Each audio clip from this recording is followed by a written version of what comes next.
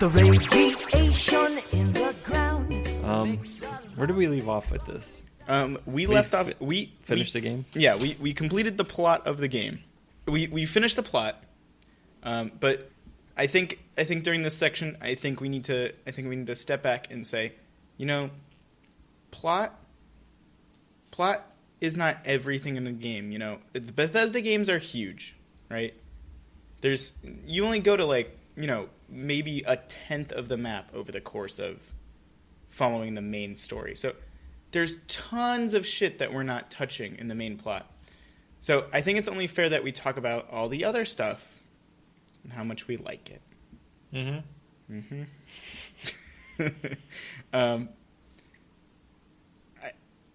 I before we get into the shitfest, I thought we were going to be positive with this one. I'd like to start off on a nice foot and say, with my nice feet, I'm going to put on my nice shoes and get on the nice foot and say that the base of the game is much, much improved. The base mechanics, the shooting, the picking things up, all the stuff that was in Fallout 3 and New Vegas, much, much better. I really like the quick pickup that still had me pressing the B button constantly. But that's not the game's fault so much as it's just... I'm a retard, I know. Well, you're used to it because you played 3 and New Vegas. Yeah. And so you're just... And Skyrim, you're used to it, so... And it's the only way you could take all. Yeah. Was from that menu as well, I think. Which is fine, it's... I like that a lot. I thought that was a very, very smart decision on their part. The shooting's super snappy. Feels good for once. Unless you're using VATS. Unless you're using VATS. But VATS shouldn't exist anyway. Yeah, VATS seems entirely pointless by this point. All it is a bullet time where your bullets don't hit anything. it's all it is you pause the game for a minute and then your bullets miss and you go, oh. But I didn't use that. Oh, every once in a while it does critical damage when you choose to. So you might as well have just had a critical button. Right? Because I would have done the same thing. So, yeah. But yeah, but the core of the game is much, much improved. Everything to do with weapons, I would say, is... okay, let me take that back. Almost everything to do with weapons is much improved. One thing is a big step back and is so dumb, it kills me a little on the inside. But we'll get to that right now. Yeah, what are we waiting for? Nothing. So, the weapon mods, really, really cool. They started it in New Vegas. Modders expanded it, and then Bethesda stole what the modders did and made it the same. But with a kind of a cool interface. I really actually like that. I like that I thought Gunnut level 4 was a little high for things, because at that point, it doesn't matter anymore once you reach level 38 or whatever Gunnut rank 4 needs, but Gunnut is the perk that determines what you can and can't mod. And it's okay that things are locked behind the mod, because you get into this little metagame of you can pick up weapons that have like a Gunnut rank 3 mod, take it off. The only way of which, by the way, is you have to build the base version. So like if it's the best muzzle in the game, you can't just take it off.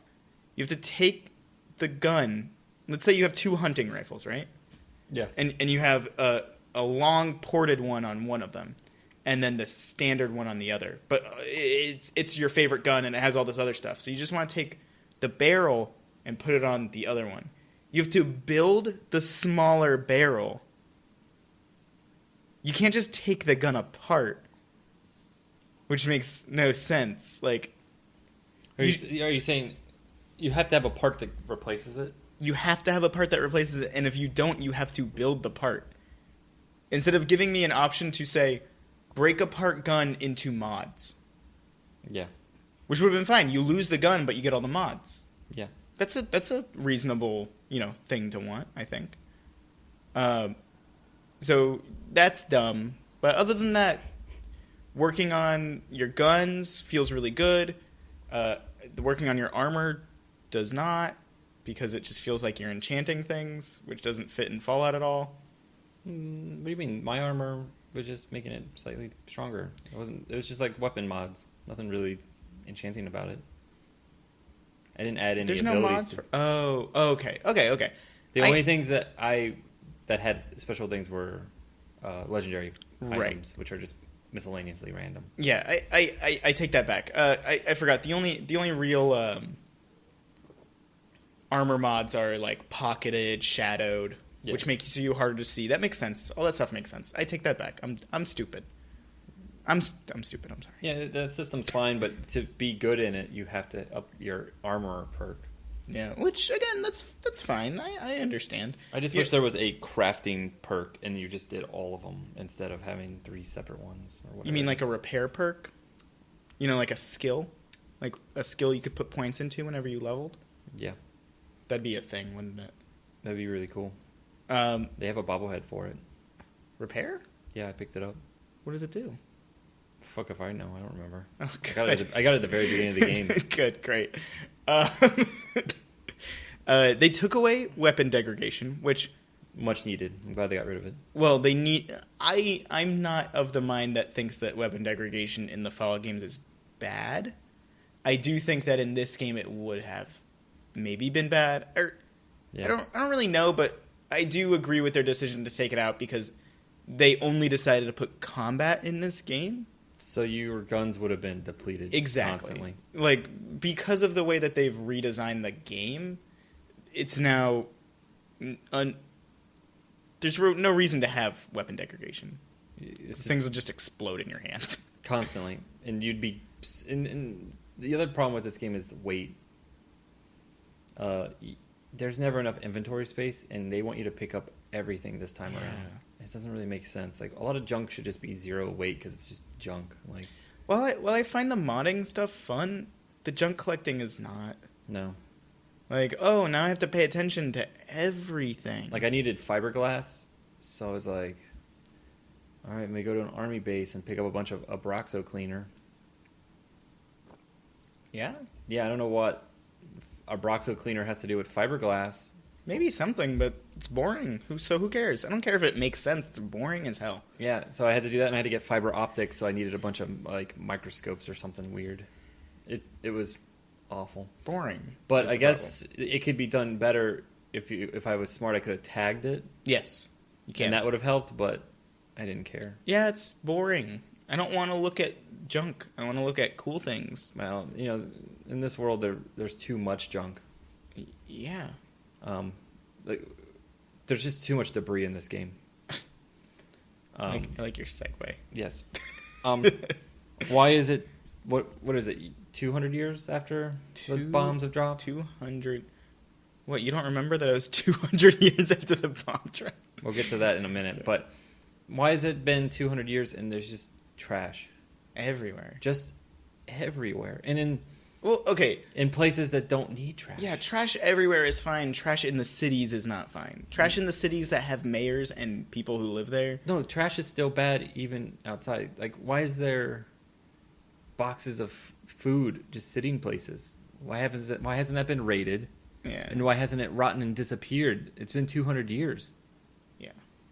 If I take a box of cereal and put it in our backyard right now, it's only going to be there for a month before it's completely gone. Yeah. And these things survived a nuclear blast.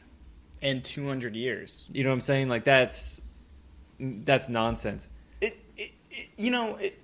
Again, it's a suspension of disbelief thing when it's not out in the... When it's out in the open, it's like, I can suspend my video gamey disbelief enough that I'll believe it. Not in the fucking cities. Yeah. When I went up to the mayor's office and it was full of trash, I was like, what the fuck is wrong with this guy? I mean, it's not like it's 100 years after the bombs fell. It's 200 years after the bombs fell. Yes. And you're still running around just having trash everywhere in your cities that have mayors, a police force, people who live there, assumedly pay taxes because there's a mayor. Like, I can't stand things that are made of wood. In particular, Yeah, plywood. Plywood? Plywood's a type of wood, if anybody's wondering. You know, oh, fuck, I'm sorry. A 2x4 would withstand time, sure. But, like, particle board and plywood, different woods, are pieces of wood stuck together, held together by industrial glues. Yeah. These things would fall apart eventually. I mean, I had a shed in my parents' backyard that fell apart after 10 years. Like, I mean, but maybe they did it. things that they're using to walk across daily. Maybe they did it. You know what I'm saying? They might have just, In this society that doesn't know how to restart a factory or build anything out of wood, everything has to be made out of metal. I don't know. Yeah. I don't know. I really don't. It's very odd. I think that feeds into a greater point that I see a lot of people talk about, which is Bethesda are really, really great at environmental storytelling. I'd like to refute that point and say, no, they're not. Yeah, I don't know anything that happened in the environment that made me go, oh, this is a real thing. This is a real place. This is a place that has been lived in. Everything felt like it to coincide with my other thing I wanted to talk about, which is this game takes place 200 years after the bombs drop, which you look directly at, by the way. Like I brought that point up twice. It's important. It's very important. Because I don't get it. If you have to wear a mask to weld, you definitely can't look at a nuclear explosion. No. We know that for a fact. You can't look at a nuclear explosion. Your shit will fucking melt in your eyes. But I looked at it. And I'm pretty sure it's right where the glowing sea is, so it's really not far. No. I'm pretty sure that's where you're the bomb looking up drops. over the valley, and that's the city. What? Yeah, it's not the glowing sea you're looking at. You're So looking what is the out glowing you're over Sanctuary when that happens. For sure, because you get up and you walk straight off into Sanctuary again. No, you don't. You have to. You make a little C to get back in onto Sanctuary. Yeah. It's a C, so you go down into Sanctuary where the explosion was, straight out where the city is. Yeah, but you don't. No, you look out. You look out. Get me a map of Fallout 4. Listen, I will open the game up right now and prove it. Oh yeah. Because it's... Wait. You get up there, you walk onto that platform, and the open area is Sanctuary and the city, because you see the city. And then it gets blown up. I don't think so. I'm almost 100% positive. I mean, go ahead and look up the opening video. Video. No, I'm looking at the map. Why? What's the map going to tell you? Where the thing is. Okay. Don't believe me. Yeah. See, Sanctuary is up here, and you look that way. No, you look this way. No, you don't. Yeah, you look do right not. over Sanctuary. No, because... Okay, this is where the vault is. And you're looking this way. At an angle. All right, guys. Look at the video. Look at the video. That's what I'm doing right now. Yeah. It'd be faster than loading the game up. He's got to create a character and all that garbage. I mean, we have the footage. We could just pull our footage. That's a good point. And this is all recorded. I mean, we could just come back to it. I know. Let me. Copyright. Yeah. No. We're not going to have any of this in, I hope. No. Good. But I'm still gonna turn this off just in case. It doesn't matter. I know. I like listening to it. It's nice. War never changes. War. Sword in my hand. See, look. You don't look over the city, you look towards the glowing sea. Otherwise, what the fuck is the glowing sea? I'm telling you, it's where the bomb drops. Because you don't look towards the city, and where that vault is, you just look that way, and that's the glowing sea. Maybe you're right. Oh, whatever. I don't care. I mean, it only makes sense that that's where the bomb drops. Like, all right. Why even have it otherwise? Okay. Well, to be fair, they have a lot of things for no reason. So, excuse me. So, I was wrong. TJ was right. Maybe. I'm not going to look into it any further because I don't care. I mean, I'm going to give them the benefit of the doubt and assume that if they thought the bomb dropped on a city and every single building is still standing... Well, listen, here's the confusing thing. Dead bodies. Why are there dead bodies that are in position as if they were sitting in a diner and died when the explosion happened. Well, I mean, diner makes sense. In a vault, does not. Right? Because you walk into the Vault 95, which is the drug vault, right? Yeah, I never went Where they in there. were... Okay, well, I skipped it. that's where they were bringing Jet to Yeah, I figured. before the war. You know. Wait. Yes. Well, that's only if you pretend they don't... They left it open so they wouldn't have to worry about this. They go, there's no date. There's no date. Yeah, there's no date on it.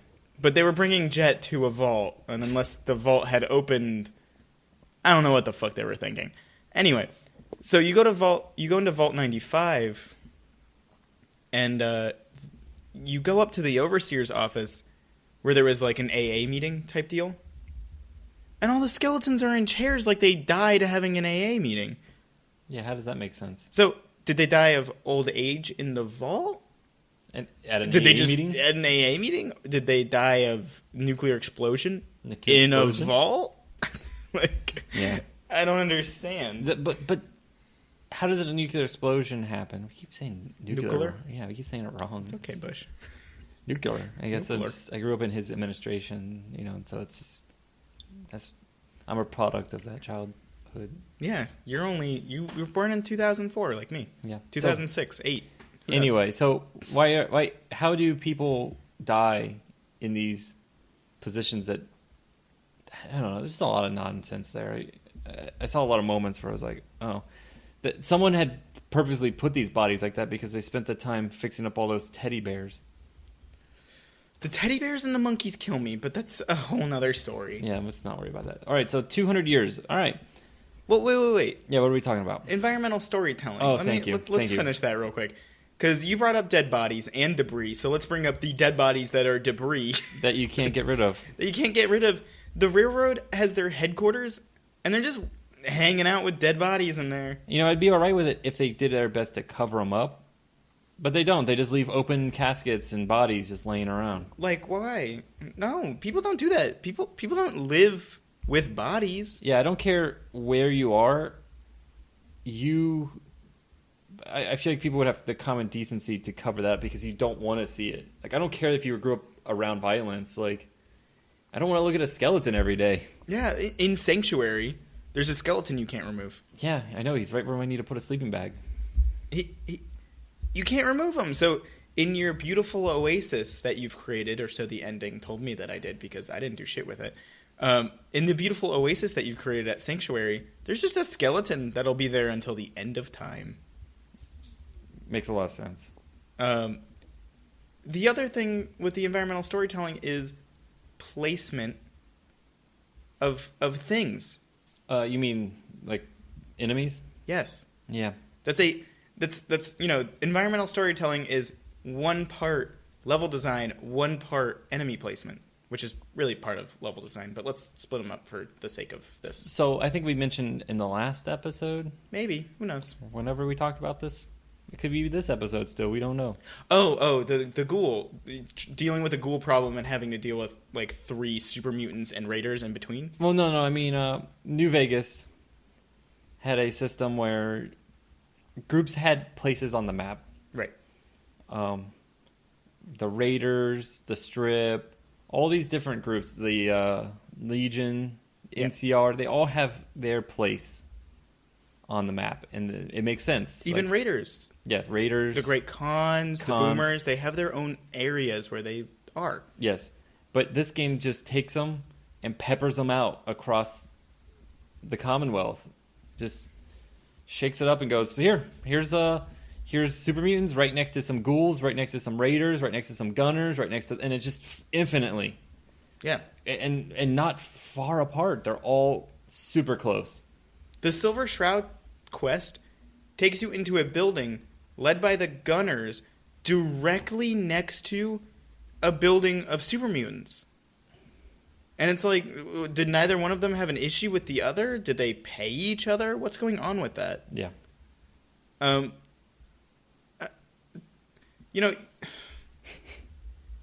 It's just, you're in the Commonwealth, or you're in the Boston proper, like the city, And there's raiders, there's gunners, there's supermutants, there's cities. They're all right next to each other. And there's no thought put into anything. None. The gunners are just the gunners. Everywhere you go, they're just the gunners. Raiders are just raiders. They're all part of the same huge interconnected faction, apparently. Just called the Raiders. And they know that you're not a raider because of combat zone. So, another thing with environmental storytelling, I think, is you have an area called the combat zone. It's a building that I believe is what's left over of cut content. I believe this it only makes sense. Almost every companion has a quest related to them so that they can be part of your team. Yeah. With the exception of Kate and maybe Codsworth. But that's spooky. What was that? It was a piece of paper that came down from the heavens. From the heavens. So with the exception of Codsworth. Yeah. And Kate. And maybe McCready, I don't know because I didn't get him. Oh, I just gave him 200 caps and he started walking around with me. Oh, okay. Tunnel Snakes rule. So you you go into combat zone, and the very first thing I think is cool. Yeah, it felt like the pit. Yeah, or the Coliseum, or one of anything in a lot of different... The fighting guild from Oblivion. Yeah, anything that is just a Coliseum-style beat your other person, two men enter, one man leave kind of thing. Yeah. I thought I was going to walk in, have raiders talk to me, and I would get to make a choice. Make some caps. Caps that don't make sense, but whatever. Make some caps by fighting and killing my opposition, which would be cool if I was a strength-based character. I know I'd probably win, so I'd want to test it out. Or, say no, or maybe fight them and kill them all, maybe save the people. You walk in, all the raiders just attack you instantaneously. All of them. All of them are go. I guess let me backpedal a little bit. Aggro. Sorry. What did you say? Argo. Argo. Yeah, I'm sorry. With what's his name? Concordant. Matt Damon. Ben Affleck. Vis-a-vis. Vis-a-vis. I'm making a Matrix reference. I don't understand. I've never seen The Matrix. Have you not? No, I've seen The Matrix. No. Only Revolutions. Well, that's the one with the reference. It's actually? It's the only one I don't remember. I remember Reloaded more than I remember Revolutions. Maybe it was Reloaded. I only remember one scene from Reloaded. It's when he meets the architect. That's from 1. No. That's from 2. Maybe. That's from 3. I don't know, but it's definitely not 1. It's from the Animatrix. Yeah, maybe that was the Animatrix. No, he meets him and he goes, Argo, concordantly, vis-a-vis. I know this because it's an MTV sketch, the MTV Movie Awards sketch. And it's really funny because it's Will Ferrell. It's really good. Anyway, moving on. So backpedaling a little bit is you walk into combat zone and you see 3 people, the rule breakers, behind some in a cage, whatever, and then you open the doors. You open the doors and you see a cage match occurring. So there's no reason not to believe that you are going to get into a cage match. You're not going to. The raiders attack you. You kill them all. You walk up to Kate and a ghoul and you go, "Hey, can we?" And she goes, "Yes, I'm partner now." And then she becomes your companion. It's entirely fucking pointless, and it makes no sense, and it feels like cut content. Mm-hmm. The other problem that I had, very similar to that, is a raceway. Yeah, I didn't go there, sadly. Yeah, maybe there's a way to talk to people, but it really doesn't seem that way. I mean... I walked up to it, and they immediately shot me. In my experience, everything shot me. Everything is out to kill you. This single time I got to interact with a raider... They just turned around and shot you. They said, "Give us money." And I said, "No, I don't have any." And they go, "Okay." And then they just shot me. So I went, "Oh." But there are moments in this game where raiders have blue names. For like 2 seconds, yeah. Yeah, and I go, "Oh, I'm going to have a really interesting... Like, they're going to talk to me. They're going to want something." No. They just want to kill me on sight. Like, I don't know if that's how that works. Like, I'm trying to give like an example because I feel like even in Mad Max, that doesn't happen. Like, they have conversations. Yeah, for the most part. There's been too much violence. There's been too much violence. Leave here. You know what I'm saying? Like, it seems so strange that no one wants to talk to you. No, not a single person wants to talk to you. And the people who want to talk to you, every settlement in this is surrounded by groups of enemies. Every settlement in this is as big as Novak. Yeah. Which is a small city in New Vegas. It's not even a city, it's like a town. It's a small settlement in New Vegas. And every single you know what's weird is Novak feels like it has more people in it. Yeah, well, Novak feels bigger somehow. Than most things. Than Bunker Hill, which is nothing. It's a vendor. That's it. So, regardless, there's this raceway. Basically, I hear, walking up to it, a race going on. So my first thought is, oh, they're forcing slaves, like people that these raiders picked up, to race for them. And maybe whoever the loser... my mind is going kind of all over the place at this point. I'm trying to have a cool moment happen. Yeah. And I'm going to get there, and there's going to be a whole little miniature quest, maybe, where they're going to ask me, hey, do you want to bet on these people? And it's a good way for me to make a bunch of money, or I can try to set them free and kill everyone. I'm going to get an option. Yeah. First of all, I realized they're racing robots, which for raiders seems really odd. Yeah, why do raiders care about these robots that are pre-programmed to run a certain amount? And on top of that, I was like, oh, okay, then I'm definitely going to be able to bet on these things. Like, there's no reason not to. And then the raiders just all shot me. To which I was like, why? It's so pointless. Why do this? Why not let me do a thing? And that brings me to there being no bite to anything in this game. Nothing. Yeah. There's no bite. Like, you get up to that area, it's not people being raced around, it's robots. Because everything's robots. Everything's robots. Or apparently. mannequins. Or symbol monkeys. Or teddy bears. Yeah, I don't know what's up with the mannequins. I still don't get it. They're just everywhere for no reason. They don't really accomplish anything. There's no message. There's no message. Just mannequins. Everywhere. Like, every single sewage pipe, everywhere has mannequins. Everywhere has a fucking mannequin. Houses have mannequins in them. And I go, why? Well, in case they want to, dress up their mannequins. But Kate, right? She tells you a backstory. I don't know how far you got in her, dialogue line. Okay. Didn't care. She was pointless. She's a junkie, and she goes, my parents sold me to slavers. I was like, oh, that's pretty intense. And she was like, yeah, they waited until I was 18, and then they sold me to slavers. And I was like, what? Well, yeah, why'd they wait so long? Yeah, make it essentially. Why waited. Couldn't she be 14? They waited until the ripe, politically correct age of 18, because she implies that she's been, raped by these raiders, and it's like, well, why'd they wait until she was 18 then? Like, it's supposed to be you're trying to sell me, because you're not selling me on it being a post-apocalyptic RPG. You're trying to sell me on it being a post-apocalyptic RPG. Correct. For some reason, which we'll get into, but you're trying to sell me on this world that doesn't really exist in this universe, and that's fine, but then sell me on it. Yeah. Don't go, yeah, they waited until she was 18 because that's more morally correct. She's getting sold into slavery.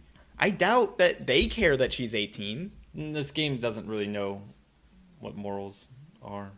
It's odd. You can't make bad decisions. As long as you make the decision, you're in the right. Good job. Yeah, it's stupid. Did we want to talk about Halloween decorations? Oh, kill me. The Halloween decorations, infuriating. Every time I witnessed their fucking dumb bullshit. The very first time I noticed it is in Vault 81. 81. 81? Yes, I wrote that on here. Yeah, Vault with 81, the dumb rats. Poison rats. Poison rats. Oh, there's dumb poison rats in Vault 81. Yeah, all right. Cross that one off the list. You get a quest to talk to people, and you go, oh, cool, I'm going to talk to people. And then you go, yeah, but if you're going to talk to us anymore, you got to kill poison rats. And you go, all right, I guess. Because everything has to be a combat encounter. Everything has to be fighting. It's so fucking infuriating. I'm walking around Vault 81, and I'm thinking, wow, this place looks really cool. You know, it's a really nice, like, oh, this is what a vault looks like when it's correct. Why it doesn't look like Vault City, don't ask me. I just thought about that, actually. They had a Gek, right? I'm sure they did. I thought most of them had a Gek. Because I thought that was like standard fare for Vault Tech vaults to have that. So when they were done, they could make whatever. They could fix everything. So they could fix everything, but they're being stubborn. So for 200, why don't they look like Vault City? Whatever. The Vault 81, for some reason, is just a pristine vault. Because they fix it all the time. They say it. They fix it all the time. They take their hands and they wiggle it around your concrete walls. And they go, we're fixing this. They don't have tools. They don't have anything. They're just rubbing their hands on a concrete wall. And you're going, why? Well, that's the vault experiment. They were all given psionic powers. Oh, they're just psionically fixing concrete. Yeah, it's great. So you go into Vault 81, and it's pristine. It's beautiful. You know, it doesn't feel like they just copy and pasted the assets for once in their fucking lives. Yeah, it was different looking than the other vault, so I was like, cool, let's check this out. And I walk into this fucking bedroom, and I turn my head left. And what do I see? First of all, there's Halloween decorations all over the wasteland.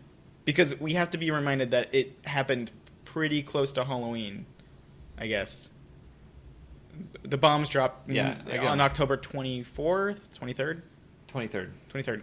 So, whatever. You know, Halloween decorations everywhere. And so, for some reason, they've also stood the test of fucking time. Which goes back to why do these paper decorations... Why are they still standing? Why do they survive 200 years along with cereal and everything? Just everything in general. So, they have these paper decorations that say Happy Halloween, and they're all burnt up and destroyed and yellowed.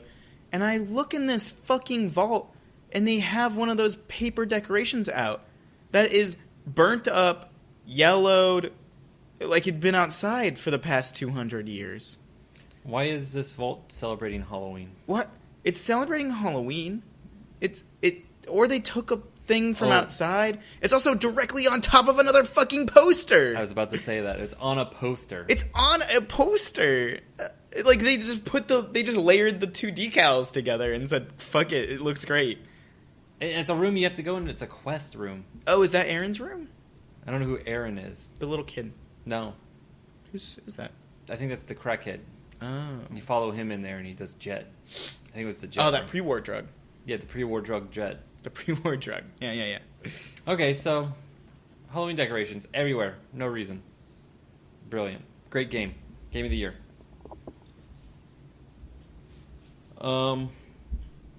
This game doesn't understand the concept of time. No. But neither did Fallout 3. No, and that's fine. It's the capital wasteland. It got nuked the hardest. Sure. So, of course, people came out and said, whatever. Yeah. Maybe one day someone will make a water purifier that means something. What the... Fucking hell. You know, because people really want a water purifier. They've done this well for 200 years. A water purifier is going to change their whole life around. Their whole life. You know what I'm saying? Megaton City is going to just take off. They're gonna like have a society that functions in there. They kind of do. They have a mayor. That's what I'm fucking saying. That's my point. Okay. Is they are surviving without a water purifier. Sorry. Yeah. So 200 years pass, and no one remembers what happened in that interim. Just so you know, earlier today, we were having a conversation, Jake and I, and he just read off the timeline of events between the bombs dropping and Fallout 4. And it really lays home the fact that Fallout 1 and 2 and New Vegas have a rich history between when the bombs fell and when the player has anything to do with the story. In 4, things either happened yesterday or 200 years ago. Yes. There's no history. And it hurts me. For the biggest example is the Voltec Ghoul. Oh! He literally destroyed. He's game breaking to me. Oops, sorry. He's game breaking to me. He takes me so far out of the game emotionally that I pretty much had shut down by that point because of his inability to make sense. So the game starts. You meet this guy. He goes, "Hey, you need to sign this." Then you go to a vault. He's the guy in the yellow coat that I said to jot down in your notes. He should be your only note at this point. Yeah, good. Glad you remembered that because I'd forgotten. So this fucking guy, you can hear him breathing. I know, it's really cute. I feel bad for anyone who's like, what the fuck is that sound in the background?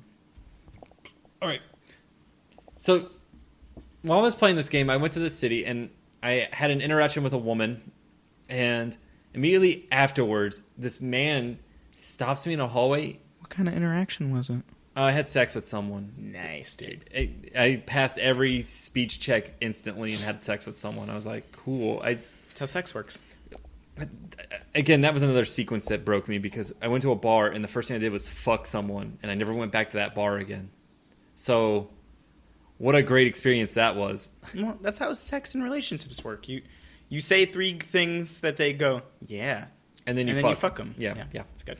So you get done fucking this lady, and you step out into a hallway, and there's a man, and he goes, "It's you." And I was like, "Who are you?" And I went, and I changed my mind. I went, "Now I know who you are because you're wearing the exact same clothes, pristine, perfect.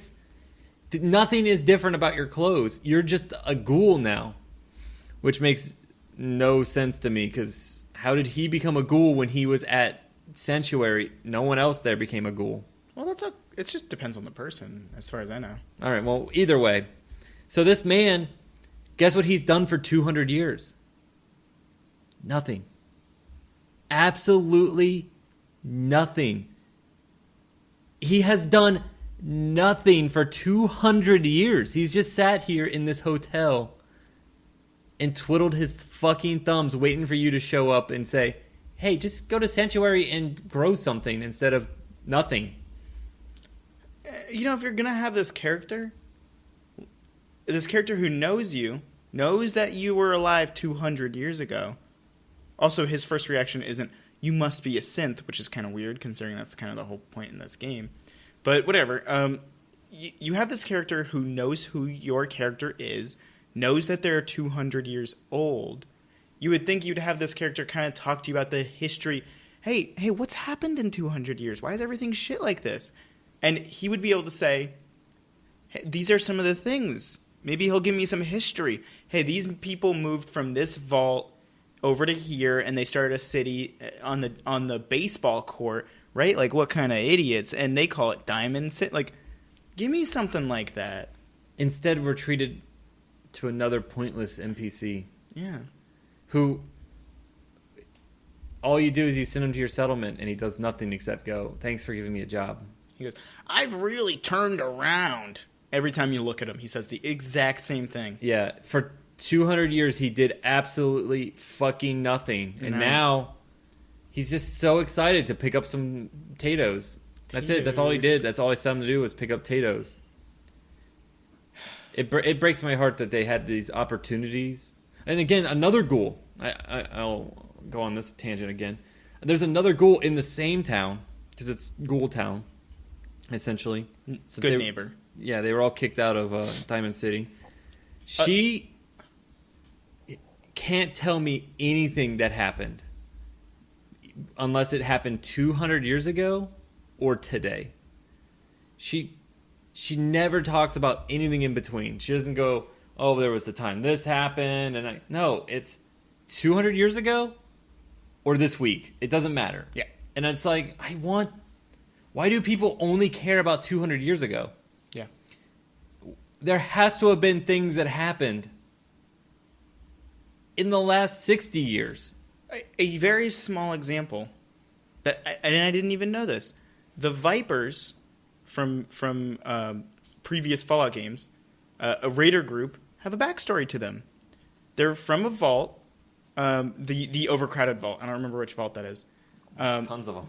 Well, no, but I mean, one of them specifically was filled with so many extra people that, like, that was the whole point of the vault. An expedition party led by someone goes out with some people from that vault. They leave their vault and they go out and they become the raiders known as the Vipers. Yeah. As they experience the wasteland and they don't want to be in the vault anymore, so they start taking things, which is what they're used to because they're in the overcrowded vault where you take things from each other. Wow, little tiny backstory for a little tiny raider group that's, really nothing. Like, no one has a backstory. Diamond City doesn't really have a backstory. If it does, I couldn't find it. Yeah, if there's a backstory for any of these things and they're on a fucking computer terminal, I don't give a shit. Yeah, because, I had no reason to read computer terminals because they were all pre-war. Everything they talked about was pre-war, and I went, I don't care about the pre-war. Yeah. I want to know what happened for the last 200 years. That nothing has been accomplished. Like, why streets are still dirty. Every computer terminal is just, we got the signal today. The bomb's going to drop. Every one of them. Every single one. What are we going to do? The bomb's just dropped. I don't care. I want to know about now. No, I don't want to know about now. I want to know about the history of this world. I want to know about this generation is what I mean. Yeah. Like, the last 50 years to now, if that. Not even. Maybe the last 20 years. I'll take the last 100 years. That's too many. Too many years. I don't care. Like, I want these things. I want the history. I don't give a shit about what the world was like before the war. That's not interesting. And I know what it was like. I've seen it. I lived it for 5 minutes. I lived it for 5 minutes. Well, tell me about what happened now. Let me move on from the pre-war. Like, unless you're gonna make it. I was reading online and someone had the idea that if you're building Sanctuary, by the end of it you should have had it look just like the old one. And it's like, cool. Yeah, you accomplished something. You grew up in that time. You knew what it looked like. You want to re-achieve what it looked like. So you would have had this great quest where you got a Gek and you made Sanctuary again. And it would be cool. You convince 81 that they need to leave their vault and you get their Gek. Yeah, or something. Because we know that 111 wouldn't have one because they are cryo. Like, why would they need a Gek? Well, to be fair, they should probably have one too once everyone comes out of cryostasis. But why? So that they can build the society once they come out of cryo. That whole vault makes no sense to me. Why didn't they have a Gek? Why does no one have a Gek? Why 95 doesn't have one? None of the three that I went to. Two that I went to. Well, one of them was unfinished, so I understand that. I went to a lot of vaults and they were all boring. Every single vault is boring in this. This whole game is boring. Well, yeah. But there's no Gary vault. Like, hey, whatever. That's funny at least. Like, it's weird and it's goofy. Like, give me the Gary vault. Give me the hallucinogenic vault. Where is that? They're just vault with kind of an interesting backstory that you can only get from going into dumb rat territory. And Chem one. Junkie vault. There was that really cool vault in New Vegas that was full of plants. Yeah. That were plant people. I got legitimately spooked in that one. Oh, can we talk about spooks? Like spooky stuff? No. Well, I'm gonna. All right. Figured. It's Halloween. It is Halloween. That's the other thing. Is this game really, more than any of the other games, really pushes home the fact that this happened on Halloween, but not really? And it's only that. It's only like that because the game currently takes place in October. Like, I think it's like been exactly the amount of years for some reason. Because fuck you. Exactly. That's the answer to most questions in this game, is just because fuck you. Yeah. So I found out before I even got the game that Salem was on the map. And I was so excited. I thought, there's going to be a spooky quest in Salem. And then I got the little quest marker for the Witch Museum. And I was excited. Like, I was like, oh, cool. Like, that's the whole, I really wanted that whole little area that reminded me of Point Lookout or something, Like, yeah. But like, Point Lookout had that whole little, everything about it was kind of a spookiness to it. Honestly, I was hoping there'd be like a cult. Yeah. Or something. People who misconstrued this museum as something that was real. I didn't go there. Because Here, I'll tell you what happens. Thank you, because it sounded so boring. You go outside and there's a gunner, dead gunner, and you pick up a little tape, and the tape is just like, we gotta go inside the museum because it's gonna kill us. What's gonna kill you? Psh. End of tape.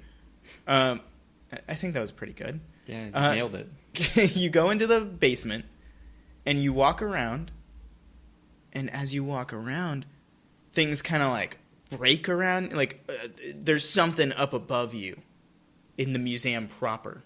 Not below you, but above you. And as you walk around, like bodies fall through the ceiling, like things, you hear things, and halfway through walking, I went, it's a death claw. It's a fucking death claw. Great. And I got up there. I got up to the main floor, and I had this brief, very small moment where I went, you know what? Maybe it's a unique enemy. Maybe they made something special just for this little area. It has a quest marker and everything. Like, yeah. Once you get down there, it becomes a quest. Oh, okay. So, you walk through it, and it's a big death claw. You kill it. You get a death claw egg. You bring it back to a death claw nest. Or you can give it to a gunner. Oh, you can actually talk to a gunner? Oh, no. You give it to the people that the gunners were going to give it to in Diamond City. Excuse me. Oh, so the gunners actually interact with people normal. They don't gun people down on sight. Well, yeah. Gunners make no sense, but let me finish this Salem quest first. Sorry. It's okay. Every single problem in this game just feeds into another one until it's just a never-ending stream of problems. So there's just two spooky things I want to talk about. This one, which was completely and utterly underwhelming. And I was incredibly disappointed with it. To the point that you left and never came back. Yeah. Until post-game. Yeah, exactly. I was so done with Salem, I did not give a shit. Everyone online said that this quest was real spooky. They've never been so spooked before in a Fallout game. That one you just talked about? Yes. I don't know why. I'm very confused. Yeah, because I feel like that vault of plant people is way spookier. Yes. Most things are way spookier. The ghouls in this game are spookier. Yes, that's true. The ghouls are a legitimate win. I said that before. They're a legitimate win. You went to Hubris Comics. Yeah. And they crawl out of things? Yeah. They're legitimately scary looking the way they operate, Yes. and I like that. Yes. I just mentioned there because they drop from the ceiling Yes. a lot. There's a bunch of holes in the ceiling in that area. The ghouls are a real win for this game. So that's 2 pros so far. I feel like I ran into a couple ghouls that really scared me in general. Well, I would just not notice that they were there, and then they were just... But a ton of them were on me all at once, and then I mowed them all down. But, like... Yeah, I pulled out a minigun. But I mean, that's cool. That's cool that you mow them down and they feel like these lifeless things, because they're zombies, but they're not really, but whatever. But so, post-game, somebody had mentioned, hey, there's this other area that's related to the Dunwich stuff in Fallout 3, which is one of the only things that I liked because, again, the only DLC I liked from Fallout 3 was Point Lookout. Yeah. So you go there. It's a quarry. Filled with raiders, because it has to be filled with something for me to shoot. Filled with raiders. You go through the quarry. You get to the end of the quarry, and you take the chains off this door. Now you've done it. Well, you take the chains off the door that are on the outside. You've unleashed Cthulhu. Kind of. I mean, I think that's kind of what they're going for. I don't really know. But they made a Lovecraftian pun. Oh, yes. The mining company is called Dunwich Borers. Because it's boring. But to its credit, it never gave me a quest marker. It didn't give me a quest marker. This whole time, I was doing this all on my own. Yeah. So it didn't give me a quest marker. I go through the door, you go down the hall, and slowly you start seeing these visions from pre-war. very similar to the Dunwich building in Fallout 3. So you see these visions pre-war of these people living their lives, and then when you come back, they're all ghouls, and you shoot them. And then you get to the very end of the little area, and you get a final, vision, and it's people doing a sacrifice, which is, it's cool. And then they're all named ghouls in that area. Yeah, that was really weird to see ghouls with people names. Yeah, and then you swim down to where the altar falls into this big hole that is created, which is cool too, because that means there's something.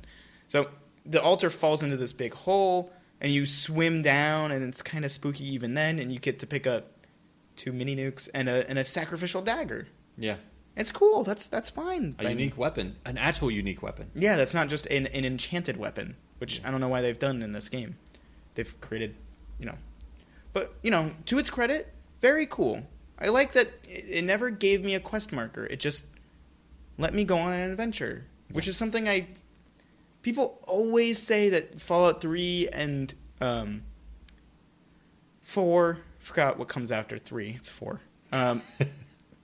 Fallout 3 and 4, they always say, but you get to have these unscripted experiences. And it's like, no, I don't. Everything is scripted. Yeah, even this is scripted, but at least it let me feel like I went on my own adventure. And you didn't have a quest to tell you exactly to have an adventure. And to be fair, it does that quite a bit. You showed me the baseball bat. The World Series baseball bat. Yeah, I don't think there's a quest tied to that. I walked into that building and just got it. You go into the cool little room of a time capsule room. Which is cool as hell. And then you get a baseball bat. The World Series baseball bat, which is funny. Yeah, I really liked it. Which you can mod, by the way, and make it cooler. Yeah, I gotta say, I really like that stuff. Yeah. And it did it kind of a lot. It went into a lot of these little areas that were, hey, go into this area, maybe see a little bit of a story, and get something cool. And we're not going to tell you about it. We're not going to say it's here. Just do it. It's cool. I prefer that. I shit on the game a lot for not having story elements that matter to me. There's a little flooded town. Oh, you know what? That story's dumb. I take it all back. She's just up there for no reason, and then she gets mauled by ghouls. Oh, great. It sounds about right. Yeah. I don't know what I was thinking. It just looked kind of cool. Yeah, that's fair. I mean, that's a cool environment, probably. Yeah. It looks different. Just like the rest of this game. It's what? Squandered. Yes. They just put combat encounters everywhere. I do like, there's a nice map variety. Unlike the Capital Wasteland, which is just green. It's either you're in desert land. It's only green because there's a green tint over the game. I know, but you're either in desert land or you're in city. This you're in city, town, suburbs. Yeah, suburbs, mountains, the ocean, the docks. Yeah, there's lots of. That's good. There's some variety. Yeah. See, I say good things. The other thing that's good about this game, Radiant Companion Conversations. Yes. I didn't just read that off a piece of paper. No, fuck no. It's Radiant AI TM trademark. Sure. That's Toddmark. Toddmark. Wow. The only thing I have to really say about it is I played with Nick and he talked to people. That's it. That's all I know about it. Hey, you had a much better experience with Piper asking people questions, but Dick would go, "Yeah, I helped you." That's all you would really say to people, and I went, "Okay." I walked around for part of the game. I walked around with Piper, and right when I was going to leave her ass behind, I realized that she'd walk up to people in areas and interview them like a news reporter, which she is. But she would interview them, and you get little pieces of story, and it felt like for 2 fucking seconds, it felt like she was a real character. You know what I don't like? What? How the AIs in this game have more conversation than I get to have with people. I like how the AIs interrupt quests to talk to each other. They have full-on conversations that have meaning, whereas I feel like every time I talk to someone, there's nothing really gleaned from it. It's just more boring talk of nothing and circular conversations that don't get anything accomplished. where I can't really dick people over the way I want to. Yeah. And everything is hand fed to you. Like there's no consequence to you making a bad character. Like, I want to make a dumb character really badly. Like, You can't. You're a lawyer. I want to make an intelligence 1 character and join the Raiders and do stupid garbage, but you can't in this game. You're just a dad. Yeah. Just an average dad or an average mom, I guess, in your playthrough. Mom life. I prefer my dad because he just was so silly. Yeah, like he felt so perfect because of how out of place he was entirely. It's much like how I felt while playing it. It's like, I don't understand either, dude. Like, things are just happening. We're gonna deal with it, I guess. It's all out of our hands. Even though we're a god in this game, we have control of everything except fate itself. We know this because there's a woman who tells us our fate. Oh God, Mama Murphy. I just remembered her name. I actually legitimately did not look it up. Yeah, I can tell. I don't know how. Maybe the fates told me. Her name is Mama Murphy. She has one thing to say. Kid, you're tied to this place, kid. Over and over again until I die. Well, you don't die in this game. I wish I died. Yeah. So Mama Murphy, this is within 10 minutes of starting the game. Yeah. Let me get that out of the way real quick. Mama Murphy is a character that you meet and says, "Hey, you're tied to this place. Like you're in this world. Everyone treats her like a psychic, right?" And she says some very vague stuff at first. And you go, "Oh, I could easily misconstrue that as her being psychic or her just telling me things that happen to coincide with what I'm doing." And then she goes, "Yeah, you'll find your son, don't worry." And I was like, What? How do you know about my son? Like, you're not an actual psychic, are you? Like, she feels so incorrect and out of place in this time frame and in this... who kind of says some prophetic things on accident. Or you say things much more endearing. I wish you would say things to her and she would just feed them back to you like a psychic would. Yeah. Like, make you feel good. That would have been much funnier. Or she's just a weirdo who happens to say things. Like, if you had the dialogue option to say that you're looking for your wife and she goes, "Oh, you'll find your wife." But yeah. She's just feeding you the conversation. Exactly. To make you feel good. And then asks for, like, caps exactly. Like, she's like, "I normally ask for caps, but because you saved me." It would make her much... because you saved me, I'll ask for less. Like, it'd be funny. Much more endearing of a character. You're just a crazy crackhead versus an actual psychic. Which, to be fair, there are psychics in Fallout. There are also hideous, horrifying mutants. But there are people with psychic powers in Fallout. Yeah. It's not completely unprecedented, but somehow it feels so fucking out of place in this game. Especially to be thrown at you right at the beginning, like, "Hey, by the way, here's the end of the game. You find your son. Yeah. He's your dad. He's your dad's son." It's just... it hurts. Again, like, the game just gives you everything right away. There's no mystery. There's nothing. It's... well, the mystery is, who's your son? No, the mystery is, why did I buy this game? What happened to that $60 I spent? The mystery is, why are we still talking about it after 6 hours? I mean, it's too much. The game just hurts. Here's the thing I like. And it kind of goes back to what I was saying in part 1 of this, is that the setup, the whole, hey, you're a pre-war person now being in this world, is the conversation you have with the guy selling baseball bats. I like that. He calls them swatters. This doesn't make sense because they're literally living in a baseball stadium, so they should have some kind of records of how baseball is played. But well, they might have, but it's probably gone or looted. And it doesn't, or if you think about it, 200 years have passed. It probably rotted and disappeared like everything else in the wasteland. But it should have, yeah. But he has a conversation and he goes, "Get your swatters here," and you go, "Swatters?"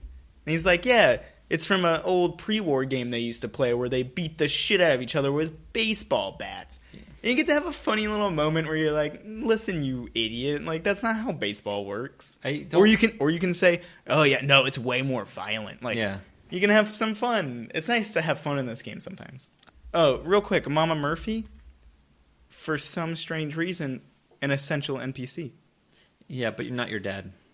Not your son. Not your son. Your son is not an essential NPC. I'm sorry, I get this mixed up with Fallout 3 constantly since it's the same story. And they're equally as retarded, so Yeah. who knows? So why can you kill your own son, who is a grown-ass man, but you can't kill this character that says the same thing repeatedly? And all you can do is give her Jet or not give her Jet. Her character is pointless. But she's essential. You can't kill her. There's a lot of essential characters in this game. I think that's really bullshit. I think I should be able to end quest lines. I should be able to kill people. There should be consequences to my actions in this game. But everything is achievable no matter what. There's no right or wrong path. You will be able to do anything you want until the very end. But don't worry, because you'll just get the same ending as the other 3 endings. Yeah. So don't worry. You could play, and that's one of the things I read today, and I felt so bad for this person. Like, I'm so excited to play it again differently, and I went, "Why? There's nothing different." Yeah, there's nothing. You don't do anything different. You do the exact same thing. It sounds like I could have done all of the Institute quests, all of the Minutemen quests, maybe even all of the. I could have done all of the quests up until their last quest, and then I just choose which one I want to finish. Very similar to Human Revolution. Deus Ex. I don't know. I never played that one. You do the whole game.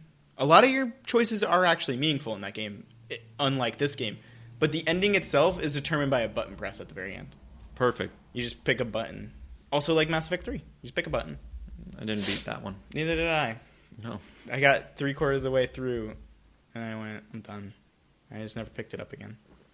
I had heard before it came out that there was no ending, so I was like, oh, whatever. You had to buy the DLC to get the end. Wasn't that the third one? No. Or is that the second one I'm thinking of? Neither. There was like a really shit ending, and then like they put in a DLC that fixed it. It wasn't a DLC. They patched it. Whatever. But they didn't fix it. They I just don't made it remember. ever so slightly different. Oh, kind of like Fallout 3? Well, no, they just shit that one up even more somehow. No, they didn't. They tried to fix it, but that was DLC. Yeah. Fucking stupid ass game. So, real quick, the Gunners. I just want to close out my factions here. The Gunners are no different from the Raiders from the Super Mutants. They are completely interchangeable as far as I'm concerned. They all do the same shit. They just shoot me, and I shoot them. Raiders, fine. Make them mindless enemies that shoot me. That's fine. I don't care about that. There's other groups too. Who? I meant the Forge. In one area. Yeah, so like there seems to be all these little groups, but they're all the same thing. Yeah, they just shoot you groups. Why? But like Raiders, that's fine. I understand. They're gonna shoot me on sight. They're only concerned with their little pack, or they should be. Although Raiders seem to all just be under the blanket term of Raiders, but that's okay. I can suspend my disbelief enough, and I have to do a lot in this game, suspend my disbelief, but I can suspend my disbelief enough to assume Raiders know I'm not a Raider, because they know all the Raiders. And even if they're not, they're Raiders, so they don't give a shit. Yeah. Like, oh no, we killed a Raider. Well, whatever, we're going to eat his dick off. Whatever. It got violent. More violent than this game ever gets. Oh yeah, this game is a big piece of shit. Anyway. I mean, also, yes. Also completely has no teeth. Anyway. Raiders, fine. Super Mutants, I'll never understand why they're on the East Coast here. Or, you know what? I do understand why they're on the East Coast. Why are they not the smart, talking Super Mutants who left the West Coast and traveled east? Instead, there's some Institute creation. Which, are they sterile? Are they not sterile? Are they all male? Because they seem to all be male. Like the Capital Wasteland one. Because they're all male because they're like really fucked up shitty FEV. Right? The ones in the Commonwealth are made by the Institute. Yeah. And they can talk. Unlike the Capital Wasteland ones, except for Fox, who inexplicably can. And I don't know why. I don't remember. I'm sure there was a reason. Maybe he was one of the ones that came across. No. He goes, I withstood it. The pain when you become a super mutant is so great that you go insane. Oh. But he doesn't. Again, the answer being fuck you. The answer, Bethesda can't write shit. Yeah, exactly. They're completely bankrupt as far as creative ideas.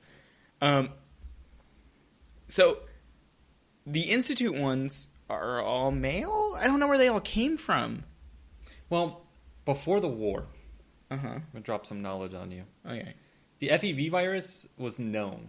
Yes. I know. Like, it's a big, important thing, I guess. Yeah.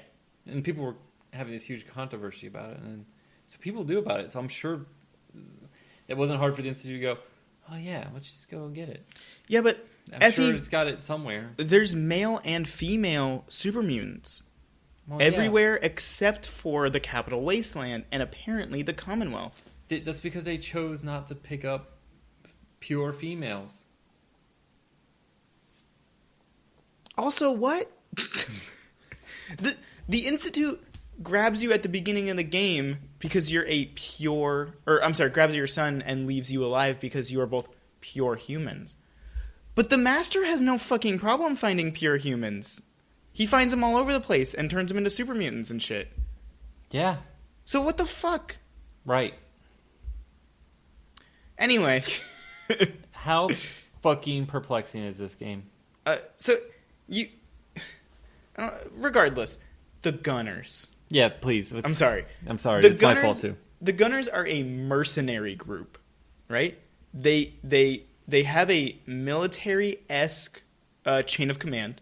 You know this because when you go attack or you try to go get the Courser stuff, you hear their higher up saying, fall back to the line. They say things that, a rough military organization might say.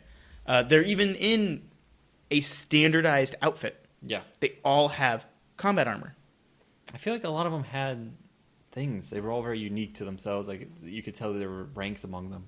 Yeah. In the way their outfits were. They had berets and stuff. But you don't have they shoot you on sight like everyone else. Their business relies on people coming to them, paying them caps, and doing whatever. People say, oh, the Gunners, you got to watch out for them. They have no morals because they'll just take any job. So why won't they take my job? Right. Why can't I walk up to them and go, hey, can I pay you to watch my supply lines? Or can I pay you so that we don't fight anymore? No. And I can't. They just are raiders. Even on that Corsair mission, why do they care about you? Right. Why aren't they just letting you fight with them? Right. You're clearly on the same goal. You wouldn't have come into this building to kill them. Unless, why wouldn't they say, hey, are you here to... who are you? We have a big fucking thing going on here. You could have had one NPC at the very bottom who was lookout. Right. And they go, what are you doing here? And then here you have a choice. You can join the Gunners. Or just help them. Help them, join them. Like, this would be your way of getting into a Gunner set of missions. Yeah. And whatever. And if you decide to help them, she hands you a bandana or a hat, and you have to put it on just so they know who you are. Oh, kind of like NCR or Legionnaires or things from New Vegas. They already had this system. You know what I'm saying? So why'd they throw it out? So you wouldn't get... I would understand them shooting at a random guy wearing a pirate hat. Like, that makes sense. Right. Wearing fashion glasses. Right, but I should be able to wear my gunner's bandana or something so that they know I'm a gunner. Yeah, or a chest plate that has their logo on it. Yeah. Whatever. It's just so they know who you are, even if they don't recognize you, so that you don't get shot on sight. Right. They can still talk to you and be like, hey. Who are you? Yeah, present your identification or something. And you go, I'm trying to get to the top of this building to help you guys, and you get to explain, and you have conversations on the way up there instead of just fucking combat. Everywhere you go is combat. It's boring. Which is why I gave up doing anything else, because I'm like, I don't want to fight anymore. I just want to learn things about this world. But I don't want to spend 30 minutes fighting through a building just to read some fucking computers about the fucking pre-war. Yeah. I don't care about the pre-war. I don't care about combat encounters. I don't give a shit about anything in this game. Which is when we got towards the end of the game, I just said, fuck it. I'm just going to do the main quest and end it. Maybe the ending will make me go, oh, I want to play more because that was kind of interesting. No, there's nothing special. No. Nothing special in this game. All pointless. Why people are praising it and giving it 9s, I don't know, because it's boring. I feel like I got a better experience out of Metal Gear Solid 5, and it's an unfinished game. Yeah. I think In that game, I could talk to people by interrogating them and get little bits and pieces, and you go out of your way to rescue people, and that adds to the story. And you do all these things that work, and it makes the game work, and you go, okay, cool. But never does it feel like, oh, I had to go fight 100 people. I get to choose, do I fight or do I stealth? Never just fucking fight every fucking thing. even if you stealth, if you have a companion too, don't even pretend to try to stealth because it's pointless. Even if you stealth, all you're doing is you're picking off 2 targets and then fighting the rest of them. Yeah. That's usually how it goes. Or you walk through crouched really slow and one-shot everybody like I usually do. And that's just boring. Like, because then you're just going slow with your shooting. Yeah. To what end? MGS5, to its credit, gives you a shit zillion tapes. Now, is that a huge downgrade from any other MGS game? Yes. But at least I can read them in order instead of going into the miscellaneous fucking tab and trying to figure out which tape I just picked up. Yeah, the miscellaneous tab is the worst place for the tape. And they had it before in data. Yeah. Or somewhere else. They had them all separated out. And there's no, like, play menu. Like, Yeah. there's no You way to have to pause it. Yeah, it's awful. I don't know why Abysmal. they fucking downgraded that so much. But MGS5 has tapes that are sometimes legitimately interesting. Yeah. You know, I beat the game and felt bad in MGS5, and then because there's nothing there, it's boring as hell. And the tapes they gave me, I listened to, and I went, "Oh, I'm really glad I listened to those. I learned a little bit more about the world as a whole." Yeah. And it's not worth it, but at least I don't feel like everything I do has no meaning. No, I think it was worth it listening to a lot of the tapes. Worth it listening to them, worth it beating it just to get those tapes. Oh, That's what I meant. So yeah, if you mean the ending tapes, I loved listening to the tapes in that game, and especially the only thing I didn't like about listening to the tapes is they didn't work on the app.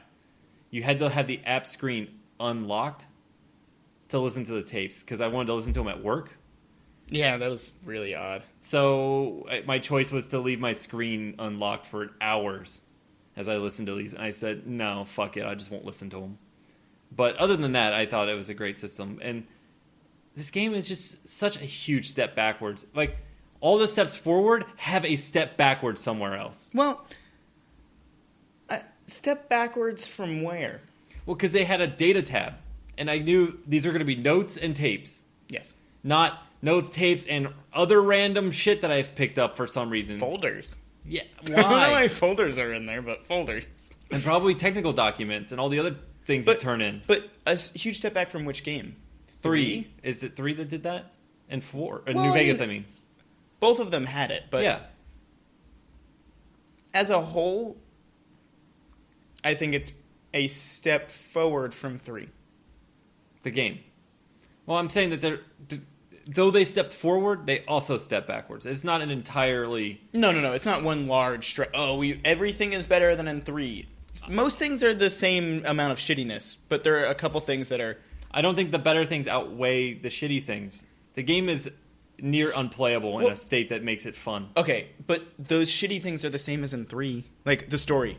It is equally as shitty as 3. If Sure, not, but I don't feel slightly like better. The story is horrible. I agree. But I didn't feel like I was in constant combat encounters. There was a lot of walking around and exploring the wasteland. We do get to... yeah, that's true. In 3, you there's a raider, there's a slaver. You get to slave people. You get to be a slaver in 3. Yeah. I totally forgot about that. You do a lot of things in that game. And they're not always combat. Tenpenny Tower? Well, that can be combat. It can be. Exactly. Or it doesn't have to be. Yeah. And it's another settlement that's kind of interesting. These people are all a bunch of rich fucks that just want to blow up a town for no reason. Like, whatever, it's fine, I don't care.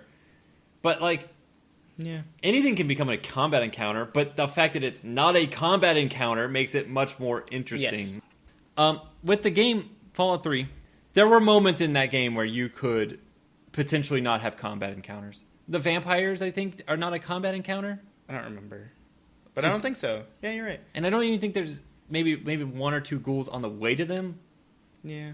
If that. And it's like, oh, cool, I got there. I didn't go through 40 fucking enemies to do this. Or they didn't tell me, go kill people. Did they? Or if they did, it was in an interesting, unique way. Like, go suck their blood. Or whatever it was. I don't remember. Nothing's it's very been so long memorable since I in played. 3, so... Yeah, it's all kind of hazy. Yeah, exactly. I might be giving it more credit than it's due, but... But there are legitimate, like... You can be a slaver. You can go to the shit village. The little kids. The little lamplight. Little lamplight. There's not a combat encounter in there. No. I mean... Well, but it's... But it leads to it's one. so you can get... It's so you can get to Vault 87, and then the Enclave somehow get past little lamplight... Well, they have vertibirds. They can do whatever they want. They hit vertibirds. Those things that are in the beginning of this game but weren't used until 10 years after the game starts. Yeah, I really want to go find out what was up with that.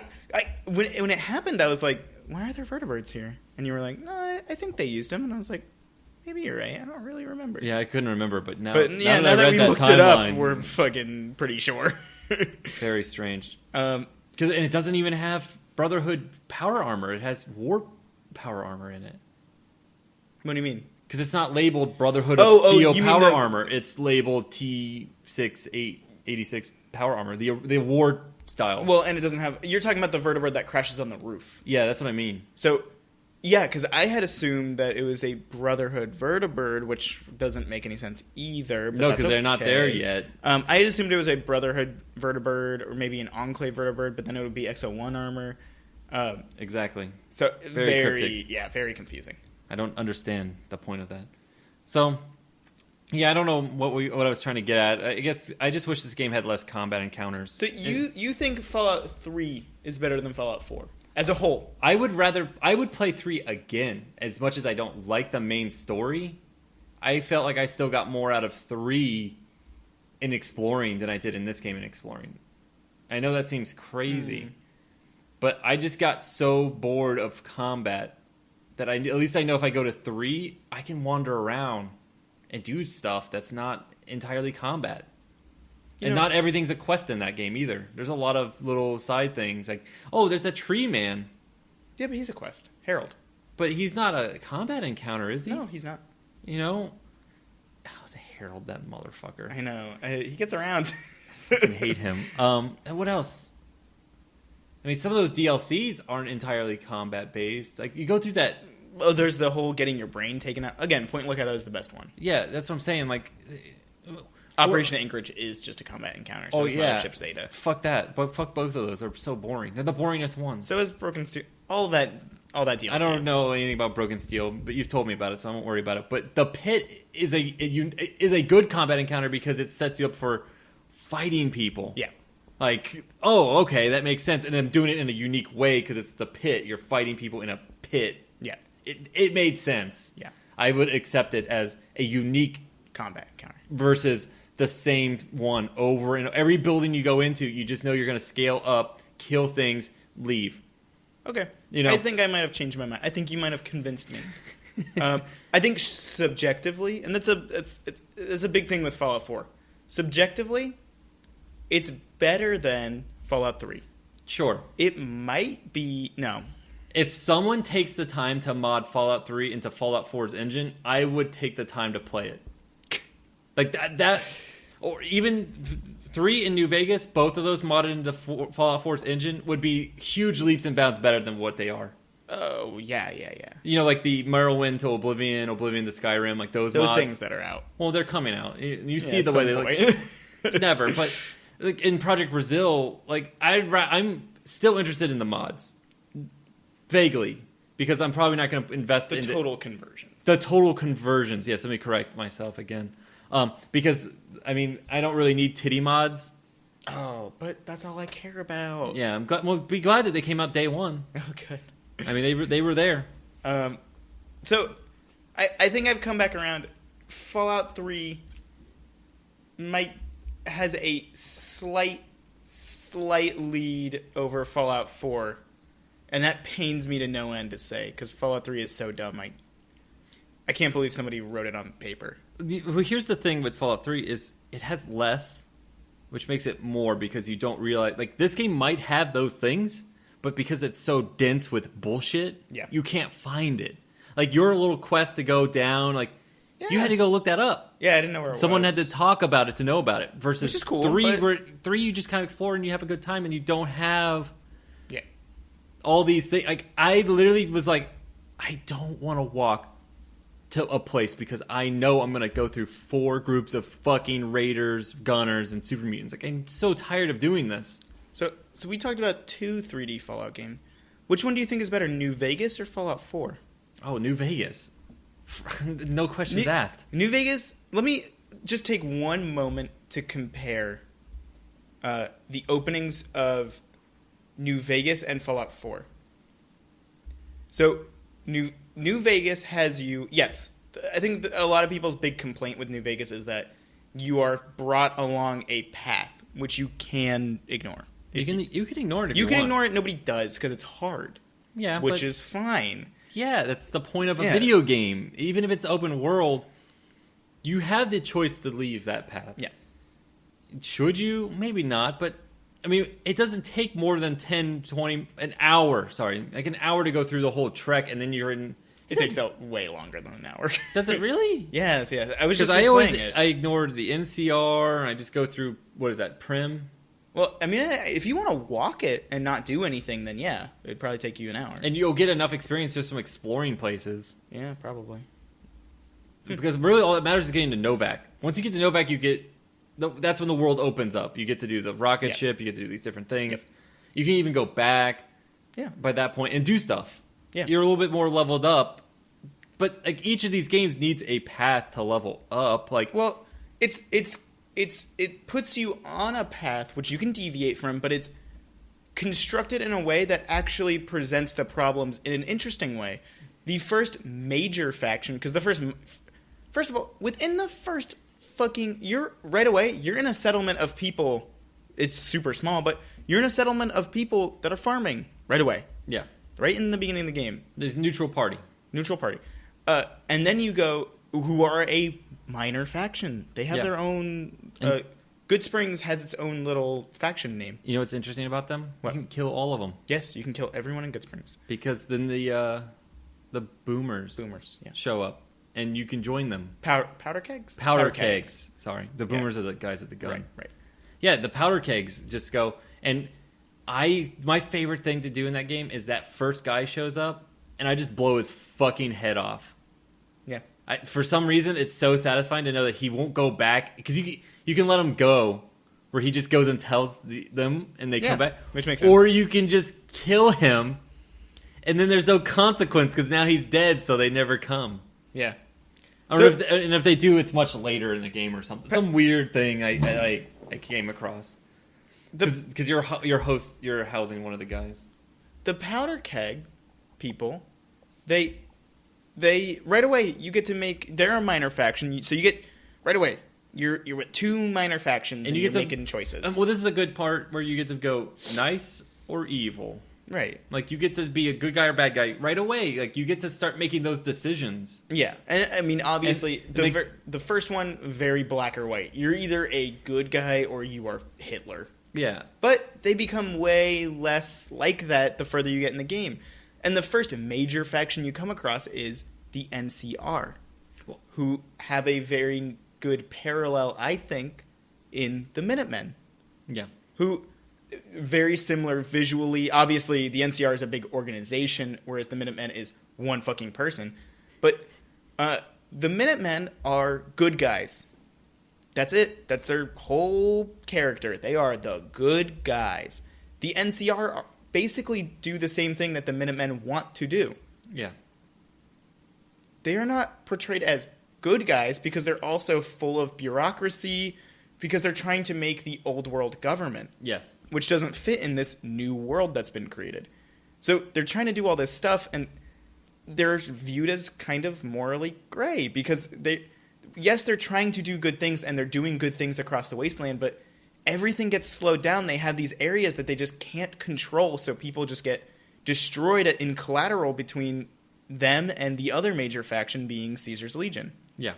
Caesar's Legion, unfortunately, due to, I assume, time constraints, much more evil than they probably should be perceived as. But either way, you have the option. You can be part of Caesar's Legion, and you're introduced to them. And then by the time you get to New Vegas, you're given 2 other things. So you can do NCR. You can complete the game as part of the NCR. You can complete the game as part of the Caesar's Legion. You can complete the game under the leadership of New Vegas, which is Mr. House. Mm-hmm. Or you can do everything. You can go out and unite all the minor factions and create your own faction, basically. Yeah, the Boomers, the Great Khans. I forget all the merchant one, the Brotherhood of Steel. Oh, are they in there? I don't remember. Yes, the Brotherhood of Steel. They're in a little bunker. Oh, okay. Yeah. I remember. And the Followers of the Apocalypse, which are one of my favorite groups. Which one's that? They're the medics. Okay, what's the one with the all the Nightkins? The Night. It's Black Mountain, or not Black Mountain. No, it's something else like that. I thought Black Mountain is the one. There's 2 in New Vegas. There's 2 groups of super mutants. There's the dumber 4th generation super mutants led by the people who left the Master and whatever. Those are the people at Black Mountain, and they will shoot you on sight, I think. The one led by Harold, I think his name is. I don't remember. I don't remember either. They're in a old ski lodge. Yeah, up in the mountain. Which I really like that. Yeah, they're for some cool. Reason. Yeah. They're fun. The Nightkin are cool. Yeah. Like, you learn things about the universe. You had that really great companion that's just, was that Lily? Yeah, her name's Lily. And she's got garden gloves on, and she's just nuts, dressed like a yeah. mom. Like, it's so and she's good. a Nightkin, she goes invisible. Yeah, she's great. What a great game. Like, Let's play New Vegas. Fuck all this. Well, just you're introduced to all this stuff so correctly. You're introduced to the NCR as the good guys, and by the time you get to New Vegas, you realize through your own actions, nobody comes to you and goes, "Hey, NCR, they're the bad guy." Like, nobody really makes that decision for you. You get to see it. Yeah. You are shown. You're also told. Some people some people. House says, NCR is just not going to be able to do what they want to do. They're competing, right? But you still have all this gray area people along the way that you get to interact with. Everyone has downsides in New Vegas. No one is leaps and bounds above anybody else as far as good guys go. House and maybe NCR probably in the leading of good guy. Maybe you, if you want to role play and say that you are going to be the savior of the wasteland, but that's kind of, it's not feasible really. But the point is, that's interesting. All that stuff I just said is interesting to play through and learn about. Even if it's a little bit railroaded, I would rather, because I was not railroaded with this at all, and I got the worst shitty experience of my life. Yeah. Like, everything felt pointless. But at least with that, I know. Well, it's directed. There's a big difference between being railroaded and being directed. You're directed along a path because that's the. You can go around the Cazadors and Deathclaws, and you'll be at Vegas in a matter of 10 minutes. And you know what? That makes the game a little bit more convenient if you want to do another playthrough. Yeah, exactly. You're not forced to go through a bunch of fucking combat encounters all over again. You can just go through there. You can run. You can do whatever. Restat yourself so you're stronger at the beginning, so that when you get there and you level up, you're putting it into intelligence, which you can't do. I don't know why I said that. Yeah, I'm thinking 4 again. Well, because they took away skills, so now instead of creating an interesting character that is good at certain things, you're not just good at everything. By some point, because you have infinite levels. Yeah, stupid. This game is killing me. But when you compare that kind of story interaction and going from city to city and town to town and seeing the plights of the people and what they're doing and going from Prim and seeing what happened to them and then going to the NCR outposts and kind of getting missions from them, kind of putting yourself a little bit into the military organization. Like, you get to engross yourself in the world current and learn a little bit about the world beforehand. You know what's really cool about that game? What? There's a war. There is a bit of a war in New Vegas, surprisingly. Yeah. There's not a war here. And there wasn't a war in 3. I mean, you could argue. You'd be wrong, but you could argue that there is one. I mean, both those factions are so small in 3, I can't picture it being a war.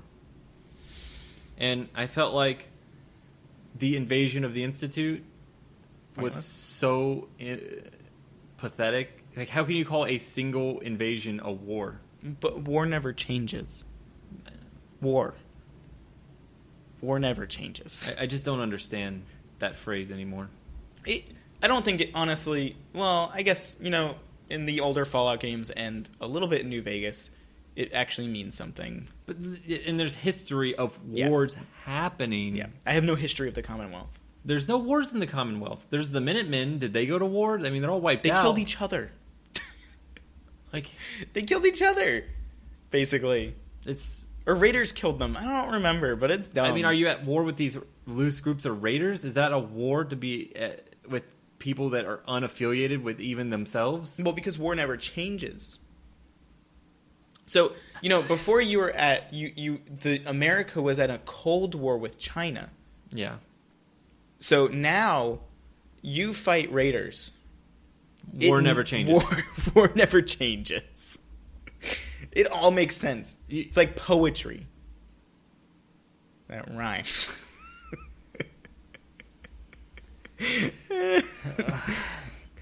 What a fucking disgrace.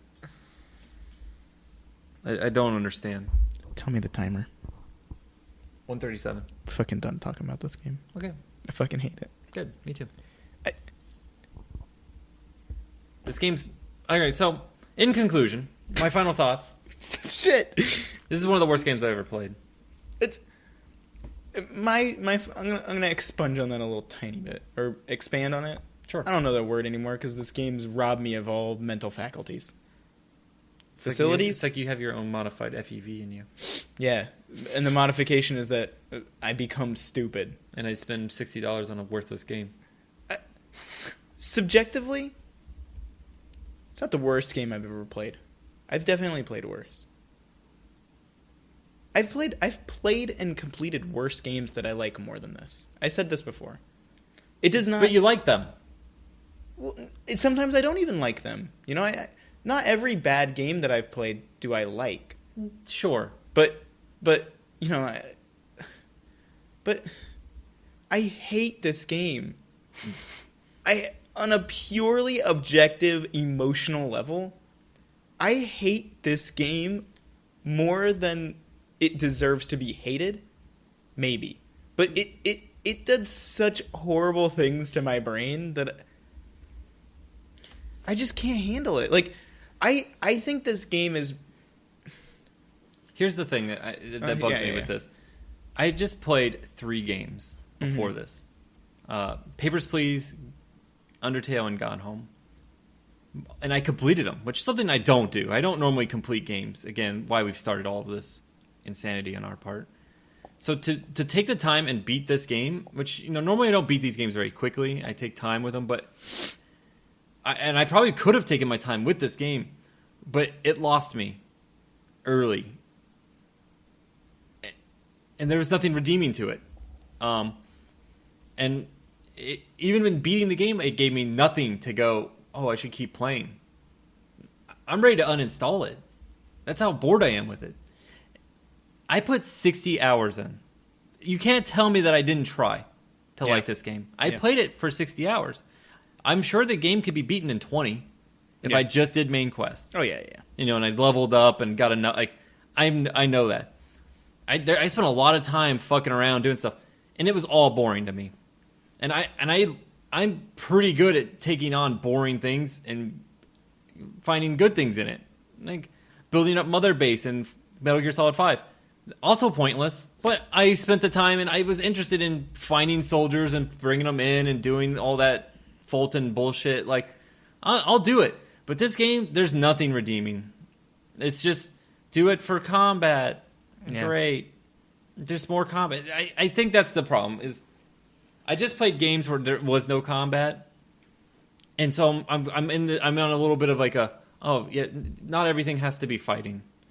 And so I'm used to Fallout games having those moments where you have conversations, and here I am just fighting constantly, no matter what. And then the times I want to fight, like you know what? I don't like this guy. I want to kill him. Oh, you can't. He's an essential NPC.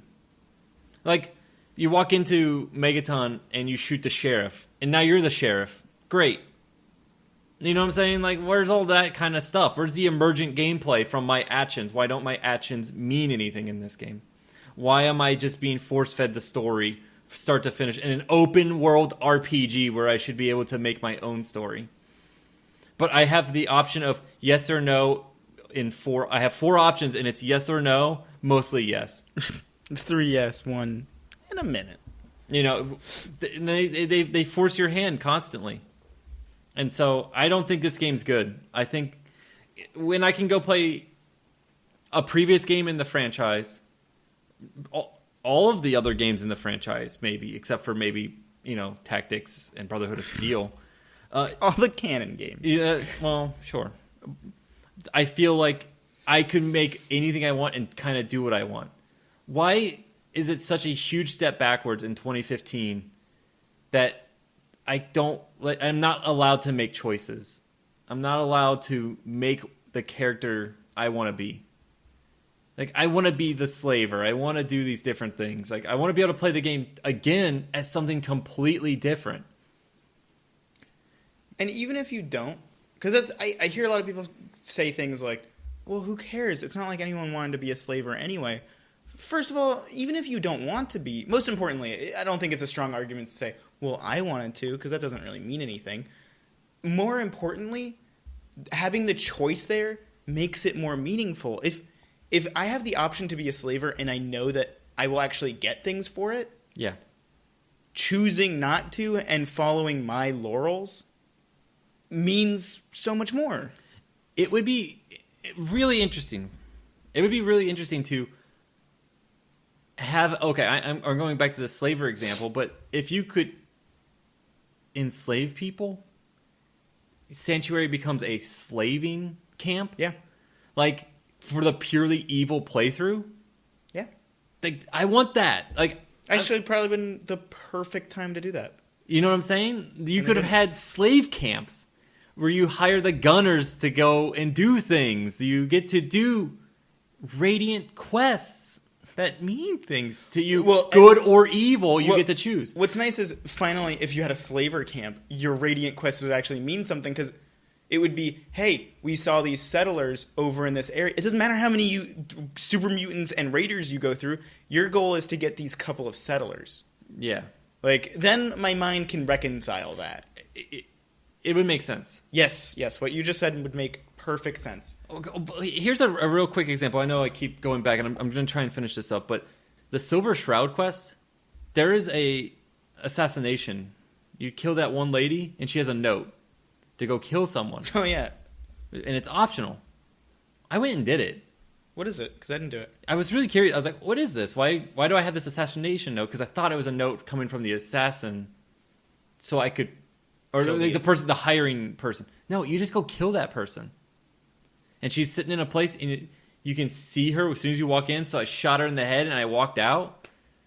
What happened? And I completed that little side quest, and you go back to right where that tower of super mutants is, and there's a little box, and you open it up, and there's 500 caps.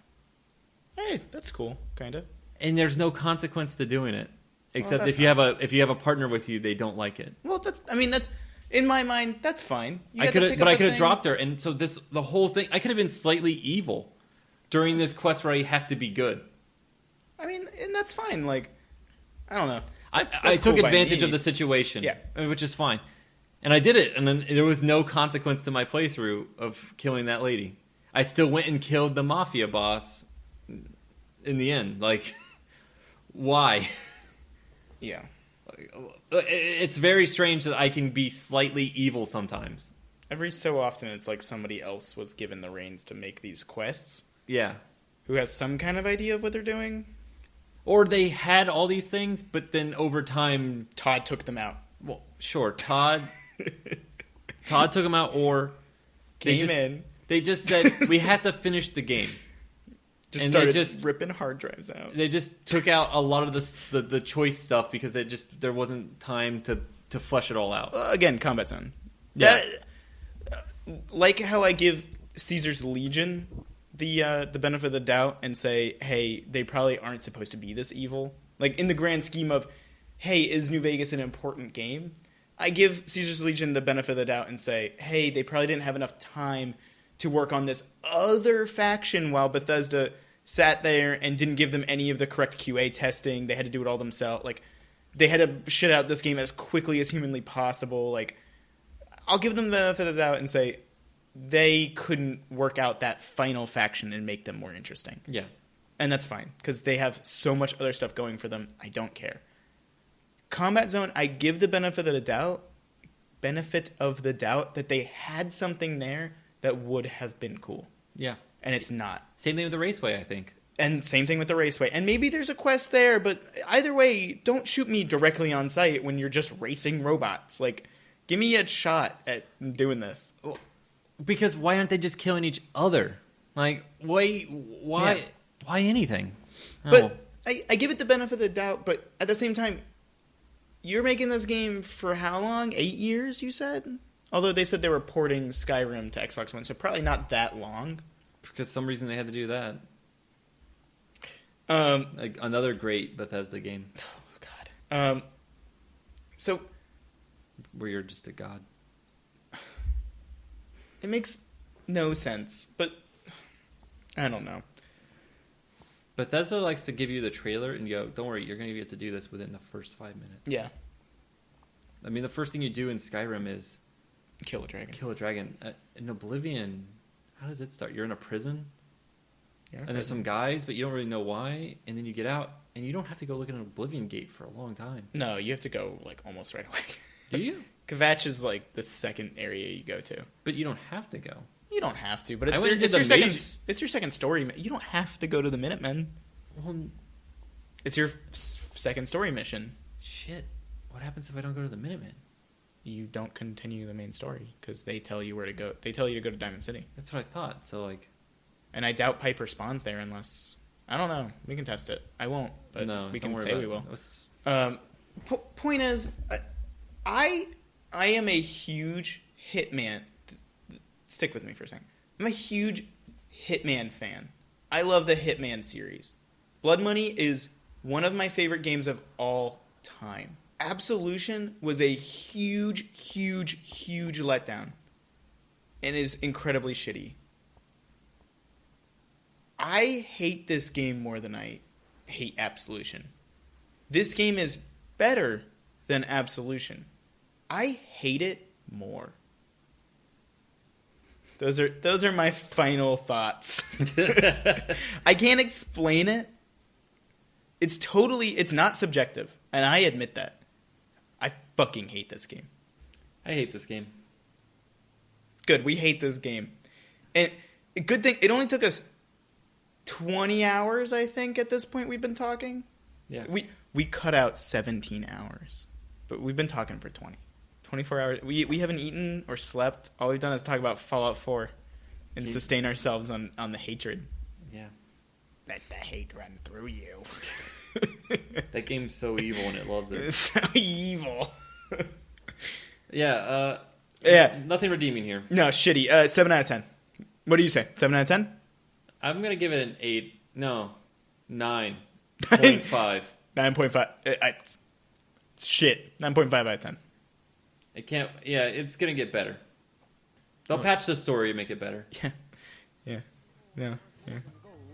Turn it off, Jim. I bought me a Jeep, I got that bug and I can't sleep. Uranium fever has done and got me down.